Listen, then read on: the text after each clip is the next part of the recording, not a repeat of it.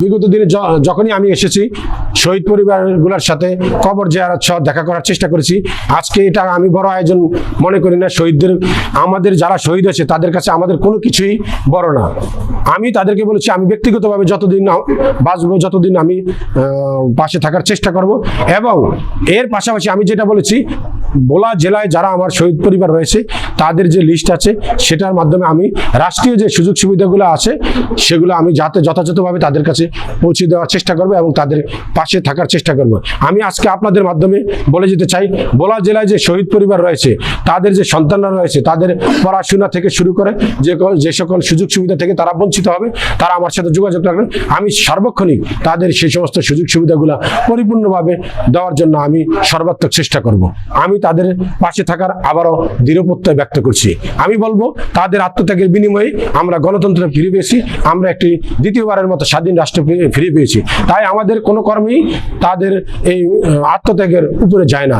আমরা সবসময় তাদের এই আত্মত্যাগের কথা স্মরণ করব এবং আমি আমার দল এবং সকল মানুষকে অনুরোধ করব যে তাদের যে যখন পারে তাদের পাশে থাকার চেষ্টা করবে, তাদের সম্পূর্ণ মর্যাদা দেওয়ার চেষ্টা করবে। আমি আবারও বলবো আমাদের দেশনেত্রী বেগম খালেদা জিয়া, আমাদের আগামী রাষ্ট্রনায়ক তারেক রহমান সব সময় জুলাই শহীদদের স্মরণ করেছে, মর্যাদা দিয়েছে। আবার নির্বাচনের মাধ্যমে বিএনপি ক্ষমতা আসলে এই শহীদ পরিবার সর্বোচ্চ মর্যাদার আসনে আসীন হবে ইনশাল্লাহ।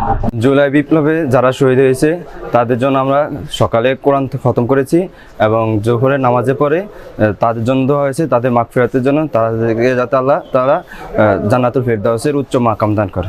আমি সর্বশন এতিমখানায় পড়ি। আমার নাম মোহাম্মদ রাকিব। আমি এই জায়গায় পড়ি, এই জায়গায় থাকি, এই জায়গায় খাই। আমরা যে 80 জন ছাত্র আসি ওদেরকে সবাইকে খাওয়ানো হলো। তো আমরা এই খাবারটা খাই আমরা অনেক খুশি হলাম, অনেক ভালো পেলাম। তাদের জন্য আমরা দোয়া করি। অ্যাডভোকেট সিদ্দিকুল্লাহ মিয়ার আয়োজনে 24শে জুলাই বিপ্লবের সকল শহীদের স্মরণে আজ চরপেশন এতিমখানার সকল ছাত্রদের খাবার খাওয়ানো হয়েছে। এই খাবারগুলো চরপেশন এতিমখানার সকল শিক্ষার্থীরা খেয়ে তৃপ্তি মিটে খেয়েছে এবং তারা খুব খুশি হয়েছে। এবং আজকে সকালে শহীদদের স্মরণে কোরআন খতম করা হয়েছে।